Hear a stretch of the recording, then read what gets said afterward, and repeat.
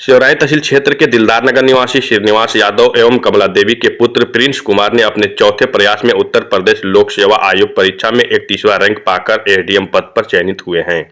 इनके जनपद आगमन पर पैतृक गांव दिलदार नगर खजूरी में भव्य स्वागत सम्मान किया गया।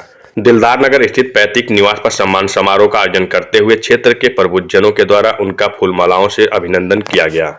एसडीएम बने पुत्र को देखते ही मां कमला देवी की आंखों में आंसू आ गए। उन्होंने पुत्र को तिलक लगाकर व आरती उतारकर गृह प्रवेश करवाया। प्रिंस कुमार भी पुराने अंदाज में अपनी माता के पैर छूने के साथ ही उनके साथ भक्ति गीत पर डांस करके अपनी खुशी जाहिर की। वही बड़े पिता रणजीत यादव ने कहा कि पुत्र के इस उपलब्धि पर हम स्वजन ही नहीं बल्कि क्षेत्र के लोग भी गौरवान्वित है। पिता श्री किशोर यादव एक किसान है, वह घर पर ही रहकर खेतीबाड़ी और घर गृहस्थी का काम देखते हैं। क्षेत्र के लोगों के द्वारा उनको माल्यार्पण कर स्वागत सम्मान किया गया। सर्वप्रथम एसडीएम बने प्रिंस कुमार ने दिलदार नगर स्थित शिव मंदिर में शीश नवाकर भगवान का आशीर्वाद लिया। पूरा परिवार इस पल को देखकर भावविभोर हो गया। प्रिंस ने सभी लोगों का आभार व्यक्त किया। उन्होंने कहा कि अगर सच्चे मन से मेहनत की जाए तो सफलता एक दिन जरूर कदम चूमती है। दिलदार नगर से हैदर अली की खास रिपोर्ट।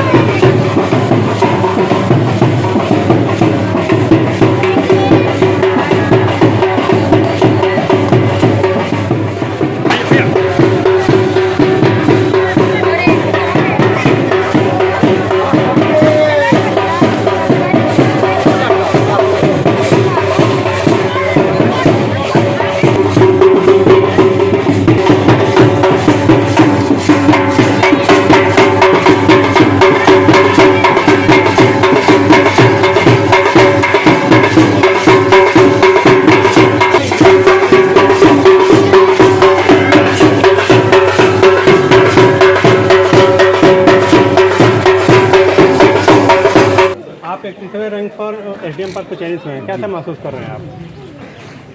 खुशी आप देख सकते हैं, चारों तरफ एक अलग ही फिज़ा है इस समय, अच्छा लग रहा है।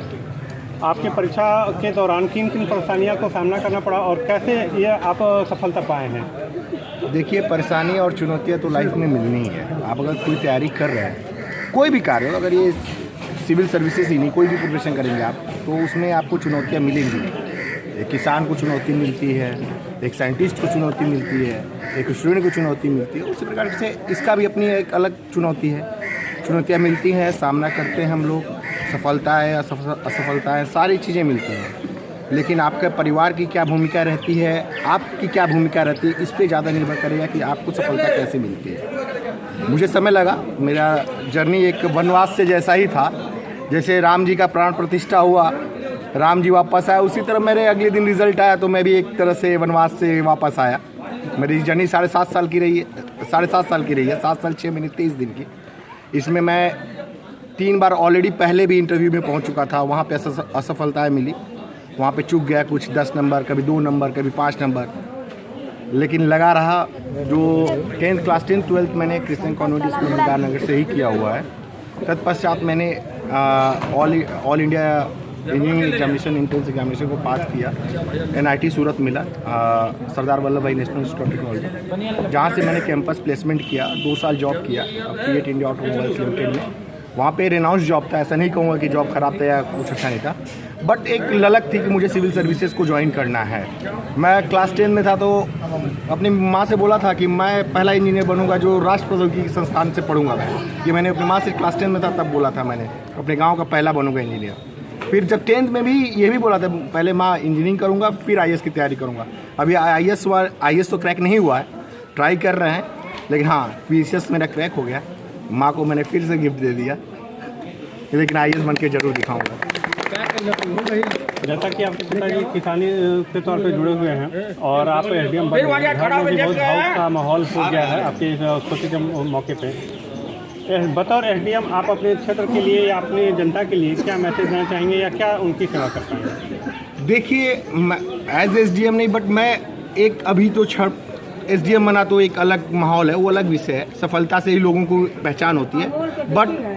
बट मुझे ये लगता है कि मेरी जो जर्नी रही है बहुत लंबी रही है, और मैं हमेशा ऐसा नहीं कि मैं तैयारी कर रहा हूँ तो बंद चह दियारी में किया हूँ। मैं घर पे आता था तो क्षेत्र में घूमता भी था, कोई मुझे जानता भी नहीं, कि 90% लोग नहीं जानते होंगे कि मैं सिविल सर्विसेज की तैयारी कर रहा हूँ, क्योंकि मैं घर पे आता था तो उसी माहौल में रहता था। मैं लोगों को समझता था, मैं देखता था कि यहाँ के लोग युवा क्या कर रहे हैं। मैं कोई अपना मिलता था तो उसको प्रेरित करता था कि पढ़ाई करो भाई। लेकिन यहाँ देखता हूँ एक माहौल ही नहीं है, मतलब कुछ भी देखो तो सोशल मीडिया और घूमना, या फिर युवाओं की सोच बड़ी सीमित है हमारे क्षेत्र की। और ये अगर उस समय बताता तो शायद ये लोग नहीं समझते, लेकिन आज समझने का प्रयास करना चाहिए उनको, क्योंकि अगर मैं ही उनके बीच का ही हूँ मैं, और यहाँ से हम लोग को सुविधाएं उतनी नहीं मिलती है। लगेगा कि हाँ ऐसी बातें कर रहे हैं आज बनने के बाद, लेकिन जब आप कॉम्पिटिटिव क्षेत्र में जाएंगे, जहाँ पे जिस इंजीनियरिंग कॉलेज में मैं गया या फिर मैं प्रिपरेशन करता हूँ, मेरे जो ग्रुप्स हैं उन देख के लगता है कि यार हम लोग को थोड़ा सा और अच्छा मिलना चाहिए था, कुछ और अच्छा होना चाहिए था।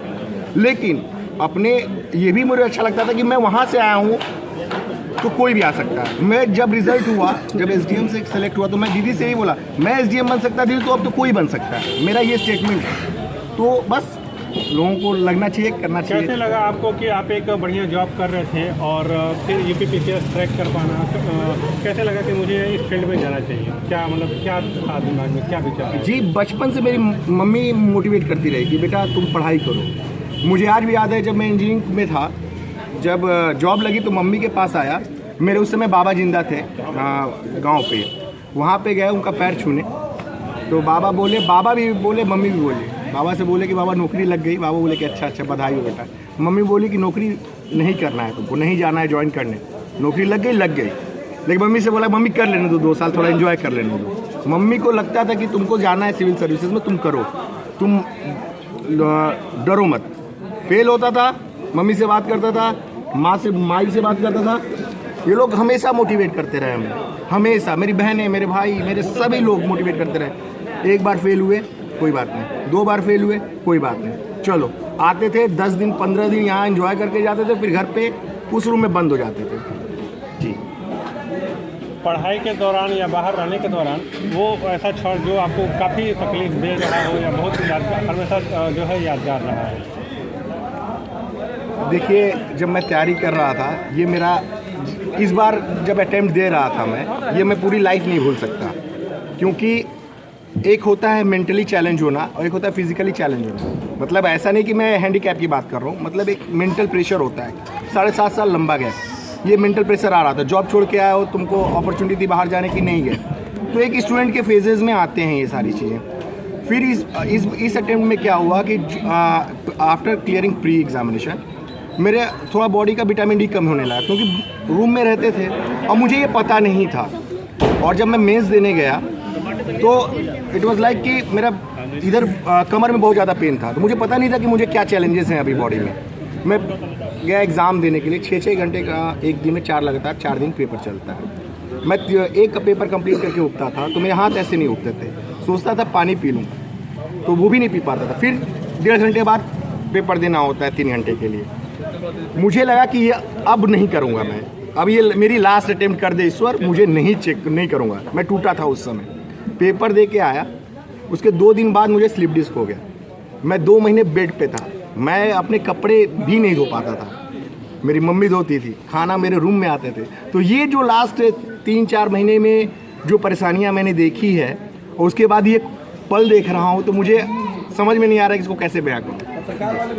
बहुत बहुत धन्यवाद, और हम आपके उज्जवल भविष्य की कामना करते हैं। धन्यवाद सर, धन्यवाद। क्या हो?